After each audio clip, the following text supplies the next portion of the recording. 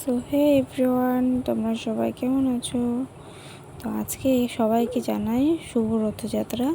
আজকে এখানে চলে গেছিলাম রথের মেলায়। আগের ভিডিওতে তোমাদেরকে বলেছিলাম যে আমাদের সাথে একটা খারাপ জিনিস হয়েছে, বাট কি সেটা তোমাদেরকে বলা হয়নি, সেটা আজকে ভিডিও শেষে বলবো।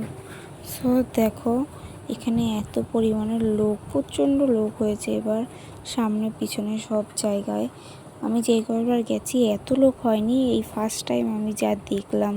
মানে তোমরা জাস্ট লোকই লোক দেখবে, পোকার মতন এত লোক। আমরা ভাবতে পারিনি যে এতটা ভিড় হবে।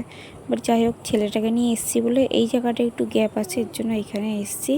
আদার্স তোমরা দেখো সামনে পিছনে কত লোক রয়েছে।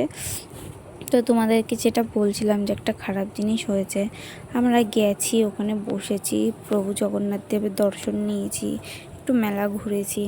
বাট আমরা যখন বাড়ি আসছিলাম তখন আমরা বুঝতে পারিনি, আমরা যে টোটোতে উঠেছি টোটোওয়ালা ড্রিঙ্ক করেছিল।